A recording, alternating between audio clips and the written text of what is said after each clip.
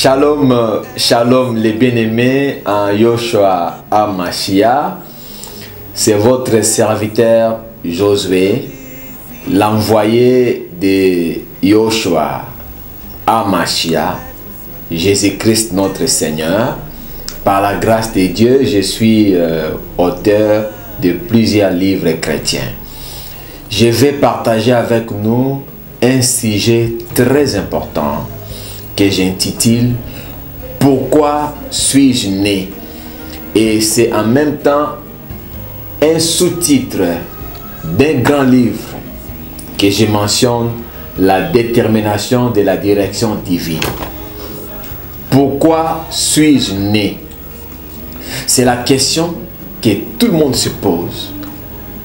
Quelle est ma raison d'être sur la terre? Est-ce que je suis un simple voyageur? Est-ce que je suis un simple touriste? Je suis sur la terre pourquoi? Sache que tu es sur la terre pour un objectif, pour un but. Et ce livre te permet de découvrir ce but-là. Parce que dans ce livre, nous expliquons aux enfants de Dieu que le plus grand péché, c'est de rater sa cible. Le péché est le fait de rater la cible. Et ce livre va t'aider à découvrir ta cible pour que tu ne puisses pas échouer. Pourquoi suis-je né? Quelle est ma raison d'être sur la terre? Et cette question soulève trois grandes questions. D'où je viens, où je suis, où je m'en vais. Et ça nous donne quelques notions que nous allons expliquer ici. D'où je viens, c'est la question de la vocation et du dessein. Où je suis, c'est la question du destin. Où je m'en vais, c'est la question de la prédestination. Alors, partageons rapidement 5 points qui vont nous aider à répondre à cette question. Pourquoi suis-je né? Commençons. 1. La vocation. 2. Les desseins. 3. Les destins. 4. La percée. Et 5. La prédestination. Parlons de la vocation. La vocation, c'est quoi? Selon Éphésiens chapitre 4 verset 1, la vocation, c'est le ressentiment intérieur. Ce que tu sens au fond de ton cœur. Ça fait mal aujourd'hui, les chrétiens voyagent de prophète en prophète, de pasteur en pasteur, à la recherche de prophéties, de visions, de révélations. Mais Dieu parle au cœur. La vocation, c'est une conviction intérieure. Qu'est-ce que Dieu a dit dans ton cœur que toi tu es? C'est très important de découvrir cela. Moïse a découvert pour lui. Il était en Égypte, dans le palais pharaonique. Il a compris qu'il n'est pas égyptien, il est hébreu. Et qu'il peut libérer les enfants d'Israël. Il a découvert sa vocation. Frères et sœurs, à travers ces messages, découvre ta vocation. Parce que la vocation est liée au choix. Il y a 3 sortes de pouvoirs. Le pouvoir de Dieu, c'est l'amour. Le pouvoir du diable, c'est le mensonge. Le pouvoir de l'homme, c'est le choix. Partant de tes convictions. Cela détermine ta vie. Cela définit ta raison d'être. Il faut bien écouter ton intérieur. Parcourons ce livre pour découvrir toutes ces choses-là. Parlons du dessein. Le dessein, c'est quoi? D-E-S-S-E-I-N. Le dessein, c'est la décision que le Créateur arrête avant que tu ne sois né. Elohim a dit à Jérémie, je t'ai choisi et je t'ai consacré prophète des nations dès le ventre de ta maman. Ça, c'est le dessein. on ne peut pas changer les desseins. Parce que c'est déjà arrêté. La meilleure façon de prier, c'est de découvrir son dessein. Ce qui me choque, quand je parcours des camps de prière, des églises, je vois que beaucoup de chrétiens prient mal. Seigneur, je vais voyager. Seigneur, donne-moi ceci. Seigneur, fais-moi ceci. Est-ce que c'est ce que Dieu a arrêté pour toi? Est-ce que c'est ce que Dieu, le Créateur, a décidé pour toi? Nous devons découvrir ce que Dieu a décidé. Si tu arrives à découvrir ce que Dieu a décidé pour toi, tu n'auras pas de problème sur la terre. Tu ne vas pas envier quelqu'un.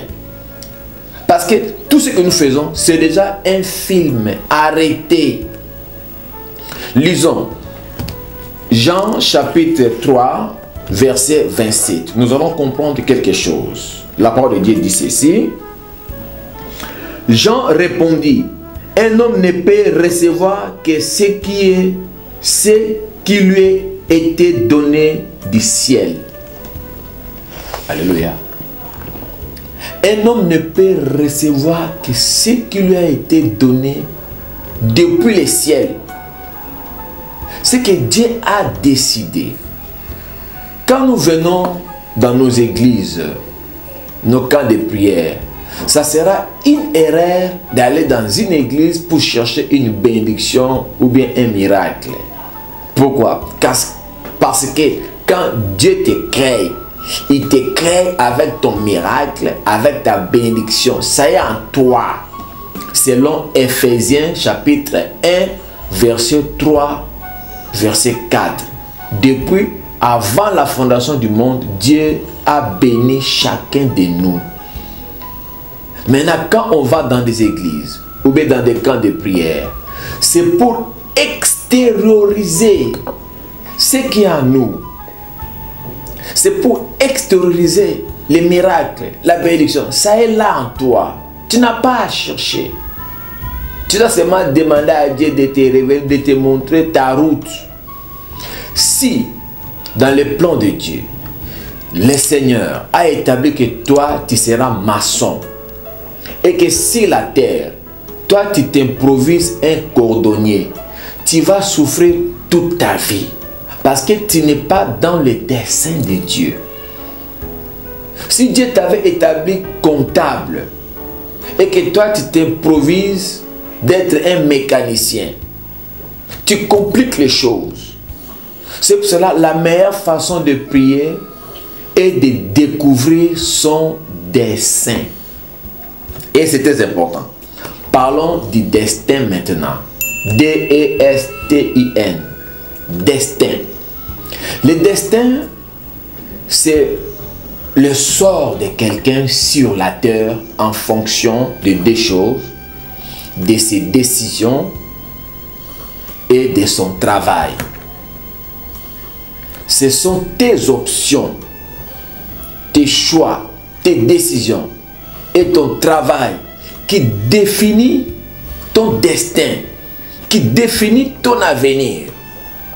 Maintenant, si ce que toi tu fais sur la terre se conforme à ce que Dieu avait arrêté avant que tu ne sois sur la terre, ça crée la percée ou bien l'émergence. Ça crée l'émergence. Il faut que les desseins croisent les destins pour qu'il y ait émergence. Pour y arriver, il y a des secrets dans ce livre, la détermination de la direction divine. Pourquoi suis-je né? Tu dois découvrir cela pour accéder à ta percée. Et pour finir, la prédestination. La prédestination est fonction de croire en Jésus-Christ. Nous avons deux cas. Le cas de Judas Iscariote et le cas de Pierre. Judas Iscariote a été destiné pour l'enfer. Parce que dans son destin, ce qu'il faisait sur la terre, il était trésorier, boursier. Il volait déjà. dans sa façon de travailler déjà. Donc cela déterminait déjà sa prédestination. Par contre, Pierre était toujours sur la poitrine de Jésus-Christ. C'est pour cela, après l'ascension de Christ, le jour de la Pentecôte, Pierre a été le premier à ouvrir la porte de l'église. Par sa prédication le jour de la Pentecôte, il y a eu 3000 convertis. Voilà, c'était sa prédestination. Pierre a renié Christ, mais il s'est repenti. Judas Iscariote n'a pas connu la repentance. Il est parti en enfer. Pierre est au ciel. C'était sa prédestination. Bien-aimés, croyons en Yoshua et nous aurons une belle prédestination. Que le Seigneur nous bénisse.